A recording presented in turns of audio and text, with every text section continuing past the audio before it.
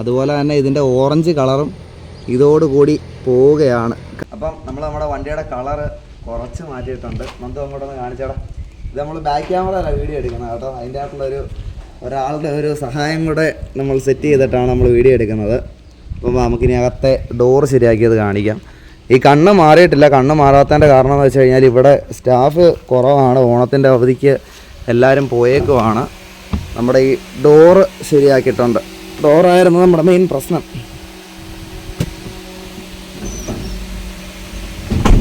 അടച്ച് ഇനിതാ ഈ സ്വിച്ച് ഞെക്കുമ്പം തുറക്കും.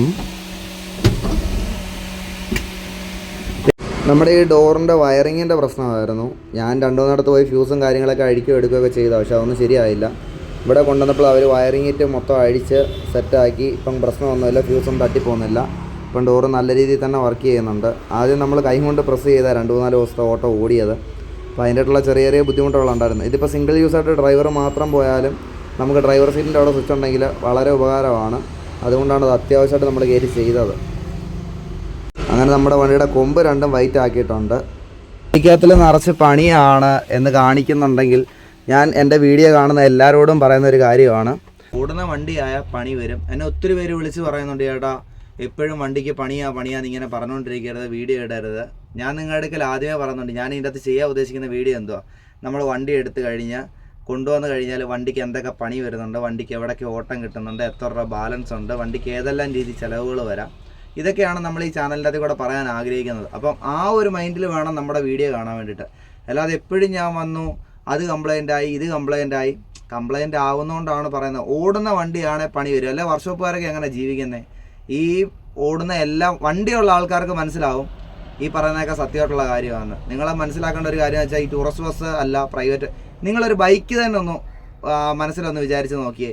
നിങ്ങളൊരു ബൈക്ക് എടുത്തു, ഓരോ ദിവസവും ഒന്നേലും അതിന് എന്തെങ്കിലുമൊക്കെ മെയിൻ്റനൻസ് പണി അറിയത്തില്ല, ബ്രേക്ക് മുറുക്കാൻ കാണും, ഓയിൽ മാറാൻ കാണും, അങ്ങനെ എന്തെങ്കിലുമൊക്കെ പണി ചെയ്ത് മുറുക്കാൻ കാണും. അതേപോലെ തന്നെയാണ് ബസ്സിൻ്റെ ആയിട്ടുള്ള രീതിയിലായിരിക്കും പണി കാണിക്കുന്നത്. അതുപോലെ തന്നെ നിങ്ങൾ ഡാൻസ് കളിക്കുന്ന സമയത്ത് ഈ സീറ്റിൻ്റെ മണ്ടക്കോട്ടൊക്കെ കയറി ചാടി നിൽക്കുകയോ എടുക്കുകയോ ചെയ്യുമ്പോഴത്തേക്ക് സീറ്റാണ് വെൽഡിങ്ങിൽ നിൽക്കുന്ന സാധനം, അത് ചിലപ്പം വിട്ടുപോകാം. അതുകൊണ്ട് ഈ സീറ്റായിരുന്നു നമ്മുടെ കംപ്ലൈൻ്റ് ആയിട്ടിരിക്കുന്ന സീറ്റ്. ഈ പുഷ് ബാക്ക് സീറ്റ് ഇളകിയിരുന്നെന്ന് പറഞ്ഞാൽ അത് ഞാൻ കറക്റ്റ് ഇപ്പം ലെവൽ ചെയ്യിച്ചിട്ടുണ്ട്. കണ്ടോ, ഇപ്പം അത്യാവശ്യം നല്ല ടൈറ്റിലാണ് വർക്ക് ആകുന്നത്. നേരത്തെ ആണെങ്കിൽ കൈ കൊണ്ട് തെള്ളുമ്പം അങ്ങോട്ടും ഇങ്ങോട്ടും പോകുമായിരുന്നു. പിന്നെ ആണെങ്കിൽ ഡോറ് ശരിയാക്കി, സീറ്റ് ശരിയാക്കി, ഫ്രണ്ട് കൊമ്പ് മാറുമല്ലായിരുന്നു. ഞാൻ കൊമ്പ് മാറണം എന്ന രീതിയിൽ ഇവിടെ വന്നു. അപ്പോൾ അവർ പറഞ്ഞു വേണ്ട, കൊമ്പ് മാറേണ്ട ആവശ്യമില്ല, ഫൈബർ പുട്ടി ഇട്ടാൽ മതി എന്ന് പറഞ്ഞു. പുട്ടി ഇട്ട് അവർ പെയിൻറ്റ് ചെയ്ത് തന്നിട്ടുണ്ട്. പിന്നെ ഈ വീഡിയോ ചെയ്യുന്നതുകൊണ്ടാണ് ഇത് നിങ്ങൾ അറിയുന്നത്. എല്ലാ വണ്ടി ഇപ്പോൾ ഈ വർക്ക്ഷോപ്പിലൊക്കെ ഇഷ്ടംപോലെ വണ്ടികൾ കിടപ്പുണ്ട്. ഈ വണ്ടിക്കൊന്നും പണിയില്ലാത്തതുകൊണ്ട് ഇവിടെ കൊണ്ടിടുന്നതാണ്. പിന്നെ വർക്ക്ഷോപ്പുകാർ ജീവിക്കണ്ടേ, ഇടയ്ക്കൊക്കെ നമ്മൾ എവിടെയെങ്കിലും തട്ടി മുട്ടിട്ടൊക്കെ ഇവിടെ കൊണ്ടുവരണം. അവർക്കും വല്ലതും 10 പൈസ കിട്ടണ്ടായോ.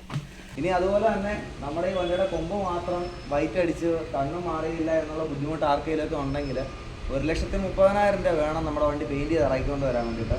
ഇപ്പോഴത്തെ ഒരു സാഹചര്യം വെച്ചിട്ട് എൻ്റെ കയ്യിൽ അതില്ല. അതുകൊണ്ടാണ് മെയിനായിട്ട് ചെയ്യാൻ. ഇതിനെ ഫ്രണ്ട് ചെയ്ത് കഴിഞ്ഞാൽ ഡോറിന് അവിടുന്ന് ബാക്കിലോട്ട് ഭയങ്കര കളർ വ്യത്യാസം കാണിക്കും. അപ്പോൾ ഇവിടുത്തെ പരിപാടിയെല്ലാം കഴിഞ്ഞു, നമ്മൾ വണ്ടി എടുക്കുകയാണ്. ഇവിടുത്തെ ബില്ലും കാര്യങ്ങളും ഒന്നും പറയാത്തതിൻ്റെ മെയിൻ കാര്യം എന്ന് വെച്ച് കഴിഞ്ഞാൽ ഞാനിതുവരെ ബില്ല് ചോദിച്ചില്ല. നമ്മുടെ ഒരു ഫ്രണ്ടാണ് ഇവിടുത്തെ മാനേജർ. അപ്പോൾ അവനെനിക്ക് വാട്സപ്പിൽ ഇട്ട് തരത്തേ ഉള്ളൂ. നമ്മൾ ഗൂഗിൾ പേ വഴി പൈസ ട്രാൻസ്ഫർ ചെയ്ത് കൊടുക്കുകയാണ്. നമുക്കിനി ഓട്ടോ ഉള്ളത് 4-ാം തീയതിയാണ്, 4-ാമത്തെ ഓട്ടോ. അപ്പോൾ ഇന്ന് 2-ാം തീയതിയാണ്, 3-ാം തീയതി നാളെ ഞാൻ കഴുകി വൃത്തിയാക്കിയിടും. 4-ാമത്തെ ഓട്ടത്തിൻ്റെ അകത്തിലെ വീഡിയോ ആയിട്ട് വീണ്ടും വരാം. അങ്ങനെ ചെറുക്കൻ്റെ കൊമ്പ് വൈറ്റ് ആയി കഴിയുമ്പോൾ റണ്ണിങ് വീഡിയോ നിങ്ങളെ ഒന്ന് കാണിക്കാൻ വേണ്ടിയിട്ട് ഞാൻ ജസ്റ്റ് ഒരു വളവിന് നിന്നെടുത്ത വീഡിയോ ആണ് ഇത്.